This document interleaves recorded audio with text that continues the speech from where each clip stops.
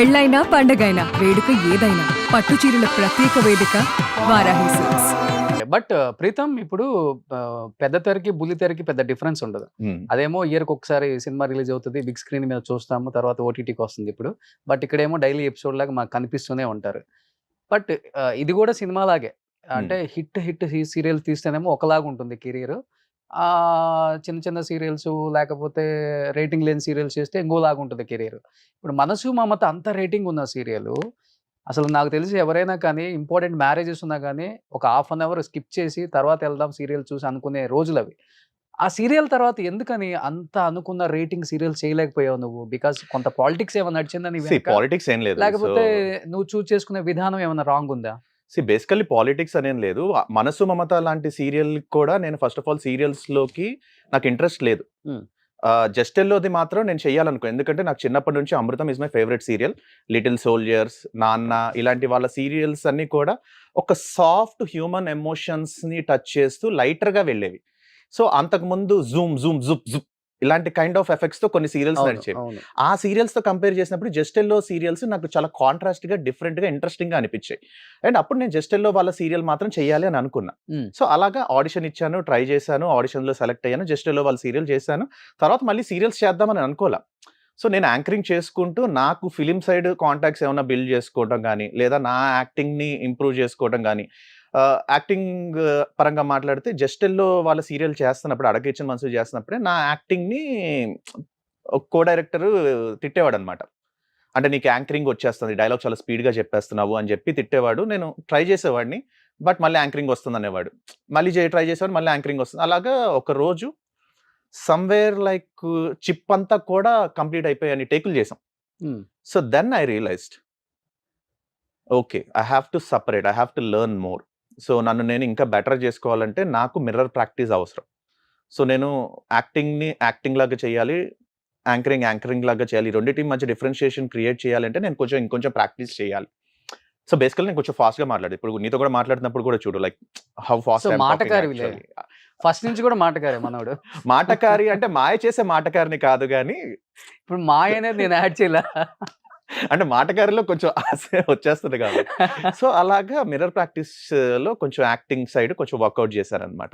And అదే టైంలో నాకు ఒక ఫ్రెండ్ ఫేస్‌బుక్‌లో ఇలాగా ఎబిలిటీ ఫౌండేషన్ వాళ్ళు ఒక షార్ట్ ఫిల్మ్ కాంటెస్ట్ రన్ చేస్తున్నారు. సో, డిజబిలిటీ అనే కాన్సెప్ట్ మీద ఒక 1 మినిట్ నీకు డైరెక్షన్ సైడ్ కూడా ఇంట్రెస్ట్ కదా! సో, హ్మ్. ట్రై చేస్తావా అంటే నాకు ఆ యాడ్ పంపించింది. ఆ యాడ్ చూసి నేను ఒక షార్ట్ ఫిల్మ్ డిజైన్ చేసుకున్నా. ఓకే. సో, ఆ డిజైన్ చేసుకునే ప్రాసెస్‌లో ఒక లీడ్ క్యారెక్టర్ ఒక అమ్మాయి చేయాలి దాంట్లో. సో, అలాగా తెలిసిన వాళ్ళందరిని అడుగుతూ వచ్చాను. బట్ ఎవరు సెట్ అవ్వట్లేదు. వాళ్ళ రీజన్స్ చెప్తున్నారు. I couldn't finally do it in time. తర్వాత ఫైనల్లీ ఒక ఫ్రెండ్ ఓకే చెప్తే తనతో చేశాను. అలా అనుకున్నాను కాన్సెప్ట్ చేయాలనుకుంటున్నాను కాబట్టి అనుకున్నా. సో, బట్ చూస్తే ఆ డ్యూరేషన్ 1 మినిట్‌లోకి రాట్లేదు. హ్మ్. 7 మినిట్స్ అరౌండ్ వచ్చింది వాయిస్ నోట్‌తో కలిపి. సరే ఇది 1 మినిట్‌లో చేయాలి కాబట్టి అది పక్కన పెట్టేసి ఒక 1 మినిట్‌లో చిన్న షార్ట్ కాన్సెప్ట్ లాగా చేసి అది పంపించాను. బట్ అది ఇంకా వాళ్ళకి టైం అయిపోయిన తర్వాత ఎళ్ళటం వల్ల వాళ్ళు దాన్ని సెలెక్ట్ చేయలేదు. ఇది మాత్రం యూట్యూబ్‌లో పెట్టాను. మంచి ఇదొచ్చింది. హ్మ్. బావుంది కాన్సెప్ట్ చేశారు. లైక్ యాక్టింగ్ బావుంది. డైరెక్షన్ బావుంది. సో, అక్కడ నాకు స్టార్ట్ అయింది. ఓకే. అప్రిషియేషన్స్ ఉన్నాయి. సో, మన డైరెక్షన్‌కి, మన మేకింగ్‌కి అప్రిషియేషన్స్ ఉన్నాయి అని చెప్పి, అప్పుడు ఇంకో 2, 3 స్క్రిప్ట్స్ రాసుకొని అలాగా షార్ట్ ఫిల్మ్స్ కొన్ని తీశాననమాట. హ్మ్. అవి చేస్తూ డైరెక్షన్ సైడ్ వెళ్దాము. అంటే నాకేంటంటే యాక్టింగ్, డైరెక్షన్ 2 డైరెక్షన్ ఇంట్రెస్ట్. 2 ఇప్పుడు మన మూవీస్. 'లారెన్స్' గారిలాగా, మ 'ఎస్‌జే సూర్య' గారిలాగా అటు యాక్ట్ చేస్తూ, అటు డైరెక్ట్ చేస్తూ 2 సైమల్టేనియస్‌గా చేయాలి అనేది ఒక ఇదనమాట. ఒకళ్ళ దగ్గరికెళ్ళి ఒక ఆపర్చునిటీ అడిగి అలా వెళ్ళే కంటే గూడా మనమే క్రియేట్ చేసుకుందాం. మనం ముందుకు వెళ్దాం అన్న సెన్స్‌లో నా షార్ట్ ఫిల్మ్స్ స్టోరీస్ అంతా నువ్వే నేనే రాసుకుంటావు. రాసుకునేవాడిని. ఓకే. ఇప్పటికి రాస్తుంటావా? రాస్తా. ఓకే. ఈవెన్ లాక్‌డౌన్‌లో గూడా నేను చాలా బిజీగా ఉన్నాను. హ్మ్. అందరికీ లాక్‌డౌన్‌లో ఏం చేయాలో తెలియలేదనుకుంటే నాకసలు ఆ లాక్‌డౌన్ ఎలా అయిపోయిందో గూడా తెలియలేదు. ఓకే. సో, అప్పుడు కూడా ఒక స్క్రిప్ట్ రాసుకొని మేము నలుగురం కపుల్స్ కలిసి ఒక షార్ట్ ఫిల్మ్ ఎవరి ఇళ్లలో వాళ్ళే ఉన్నాము. బట్ చూస్తే ఓవరాల్‌గా వీడియో చూస్తే అందరూ కలిసి ఒకే ఇంట్లో ఉన్నట్టు డిజైన్ చేశారనమాట. ఓకే. సో, లాక్‌డౌన్‌లో లవ్ స్టోరీ అని చెప్పేసి యూట్యూబ్‌లో గూడా ఒక 11 మిలియన్ వ్యూస్ 11 మిలియన్ కాదు. 1.1 మిలియన్ వ్యూస్ వచ్చినాయి. 11,00,000 వ్యూస్ వచ్చినాయి. ఓకే. లాక్‌డౌన్ టైమ్‌లో చేసిన ఛానల్. హ్మ్. హ్మ్. సో, అలాగే డైరెక్షన్ సైడ్ ఇంట్రెస్ట్ క్రియేట్ అయింది. సో, అటు వెళ్తున్న టైంలో నేను యాంకరింగ్ చేస్తున్న ఎపిసోడ్స్ కొన్ని చూసారనమాట. 'మనసు మమత' డైరెక్టర్ అనిల్ కుమార్ గారు. చూసి ఈ అబ్బాయి బానే ఉన్నాడు. మన క్యారెక్టర్‌కి సెట్ అవుతాడని చెప్పి పిలిపిచ్చి ఆడిషన్స్ ఇవ్వటం వల్ల, ఆ ఆడిషన్‌లో నేను సెలెక్ట్ అయ్యా. అలాగా నేను అనుకోలేదు. యాక్చువల్లీ 'మనసు మమతా'లో రాజా అనే క్యారెక్టర్ ఇంత పేరు వస్తదని. అప్పుడేదో నాకొచ్చే యాంకరింగ్ అమౌంట్ కంటే ఇక్కడ కొంచెం ఎక్కువ వస్తుంది కదా అని ఆలోచించాను తప్పించి, ఇంత పేరు వస్తుందని అనుకోలే. వచ్చింది. ఆ తర్వాత ఏమైంది అంటే it's all depends upon the prime time. ఇప్పుడు ఈ రోజున యాక్టింగ్ అనేది సెకండరీ అయిపోయింది. So, in which slot you are being visible అనేది కూడా ఇంపార్టెంట్ అయిపోయింది. అవును. ఓకే. సో, అప్పుడు అది ప్రైమ్ టైమ్ అయింది. అండ్ విజిబిలిటీ రీచ్ అది 7 బాగా o'clock, ఉంది. 7:30 7:30 విజిబిలిటీ రీచ్ బాగుంది. తర్వాత నేను చేసిన సీరియల్ ఒకటి ఆఫ్టర్‌నూన్ స్లాట్ అయ్యింది. సో, ఆఫ్టర్‌నూన్ ఫిమేల్ ఆడియన్సెస్ చూస్తారు. అండ్ అగైన్ ఇంకో సీరియల్ వచ్చేసి 'లక్ష్మీ కళ్యాణం' అని. అదొచ్చేసి సాఫ్ట్ అయిపోయింది. ఎంత 'మనసు మమతలో' ఉన్నంత క్యారెక్టర్ డైనమిజము ఆ క్యారెక్టర్‌లో లేదు.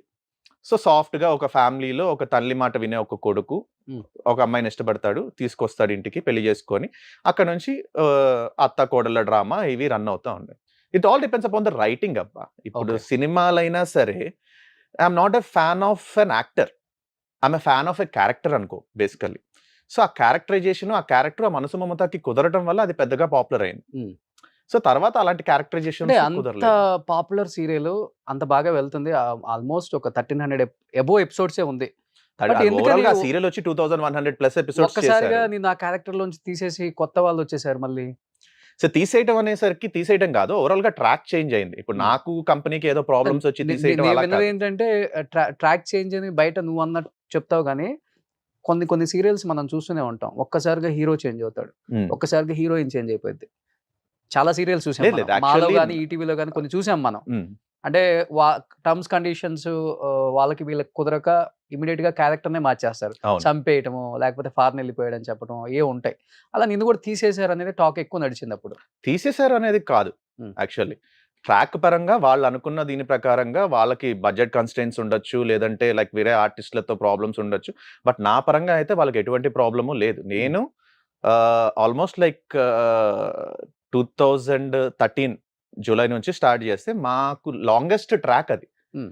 2013 నుంచి 2017 వరకు ఓవరాల్ 2100 ఎపిసోడ్స్‌లో 1300 ఎపిసోడ్స్ మా ట్రాకే నడిచింది. హ్మ్. నేను హీరోగా చేసిన 'రాజా' చిన్న అనే క్యారెక్టర్‌లో ఉన్న ట్రాకే 1300 ఎపిసోడ్స్ నడిచింది. అంతకుముందు 800 ఎపిసోడ్స్‌లో 2 జనరేషన్స్ నడిచినాయి. ఆ తర్వాత వచ్చిన 1300 నుంచి 2000 అంటే 800 ఎపిసోడ్స్‌లో 4 జనరేషన్‌లు నడిచినాయి. సింగిల్ జనరేషన్‌లో ఎక్కువ నంబర్ ఆఫ్ ఎపిసోడ్స్ చేసింది 'రాజా అండ్ చిన్న' జనరేషనే. బట్ ఏ సీరియల్ నిన్ను మధ్యలో తీసేయడం జరగలేదా? నేను ఇప్పటి వరకు కూడా. 'లక్ష్మీ కళ్యాణం' స్టార్టింగ్ హ్మ్. డే 1 నుంచి 1100 ఎపిసోడ్స్ చేశా. హ్మ్. ఇప్పుడు జరుగుతున్న 'పాపే జీవన్ జ్యోతి' డే 1 నుండి ప్రాజెక్ట్ స్టార్ట్ అయిన దగ్గర నుంచి ఇప్పటికి I'm still continuing the project. హ్మ్.